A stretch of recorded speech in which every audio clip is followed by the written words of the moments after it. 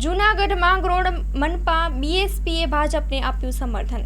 કોઈ જાતનો પણ વિકાસ લક્ષી અમારા ગટર યોજનાનો કામ આખા ગુજરાતમાં દરેક જગ્યાએ થયું છે। માંગરોળનું કામ જે છે છેલ્લા 12 વર્ષથી મંજૂર થયેલો કામ છે એ લટકે છે। અમને પાણીની સુવિધા કોઈ વડોમાં મળતી નથી। રસ્તાની સુવિધા એક નાના ગામડામાં પણ થઈ ગઈ છે। અમારા માંગરોળમાં કોઈ જાતની રસ્તાની સુવિધા કરવામાં આવેલ નથી। એ રીતે અમારે લાઇટની વ્યવસ્થા કોઈ જાતની થયેલ નથી। એકદમ બિલકુલ પછાત માંગરોળ હોય એવી રીતે મતલબ બહુ હાલત ખરાબ માંગોળી। લોકોએ અમને મતલબ કીધું કે તમે લોકો ખાસ કરીને નગરપાલિકા ઉમેદવારી કરો, અમે તમારી સાથે છે। એટલે અમને બહુ સારી લીડ અને સારા મત આપી અને વિજય બનાવ્યા છે।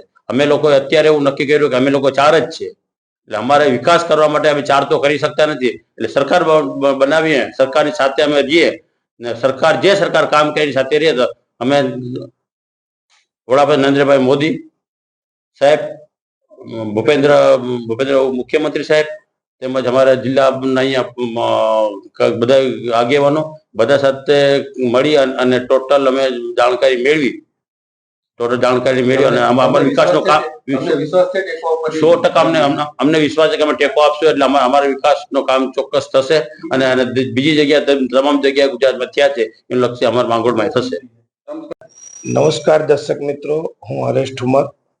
સ્થાનિક ગુજરાતની સ્વરાજ્યની ચૂંટણીમાં જુનાગઢ જિલ્લાની 6 નગરપાલિકાની ચૂંટણી હતી। એમાં માંગરોળની જવાબદારી મારી હતી। માંગરોળમાં 15 કોંગ્રેસમાંથી ચૂંટાયા છે, 15 ભારતીય જનતા પાર્ટીના ઉમેદવારનો વિજય થયો છે, 1 અપક્ષ અને 1 આમ આદમી પાર્ટીના પણ વિજય થયો છે અને 4 બસપાના 1 નંબરની જે પેનલ છે એમાં અમારે બાપુ અબ્દુલ મિયા, અહમદભાઈ, સબાનાબેન અને સકીનાબેનનો ભવ્ય વિજય થયો છે। ભારતીય જનતા પાર્ટીની, ભારત સરકારની અને ગુજરાત સરકારની વિકાસની યાત્રાની સાથે મળીને માંગરોળના વિકાસ અર્થે આ ચારેય બસપાના ઉમેદવારોએ નક્કી કર્યું છે કે અમે ભારતીય જનતા પાર્ટીને ટેકો આપશું। કોઈ પણ શરત વગર, કોઈ પણ લાલચ વગર, કોઈ પણ અપેક્ષા વગર આ બસપાના ચારેય ઉમેદવારો ભારતીય જનતા પાર્ટીને બોડી બનાવવા માટે અમને ટેકો આપે છે અને અમે માંગરોળની નગરપાલિકા છે એ અમે બનાવીએ છીએ। માંગરોળમાં છેલ્લા 25 વર્ષથી ભારતીય જનતા પાર્ટીનો પ્રમુખ કે ભારતીય જનતા પાર્ટીની બોડી નથી, પણ 25 વર્ષ બાદ ભારતીય જનતા પાર્ટીની માંગરોળની નગરપાલિકા બનવા જઈ રહી છે। ત્યારે ગુજરાતના વિકાસની સાથે, વિકાસની યાત્રા સાથે આ બહુજન સમાજ પાર્ટીના ચારેય ઉમેદવાર અમારી સાથે આવીને આ માંગરોળનો વિકાસ અર્થે આજે વિકાસ માટે જે આગવી પહેલ કરી છે અમે આવકારીએ છીએ, અભિનંદન પાઠવીએ છીએ અને માંગરોળની નગરપાલિકા બનાવવા જઈ રહ્યા છીએ। તો હરેશભાઈ, ખાસ કરીને તો આટલા બધા સક્ષમ તો ટિકિટ કેમ ન આપવામાં આવી પાર્ટી તરફથી?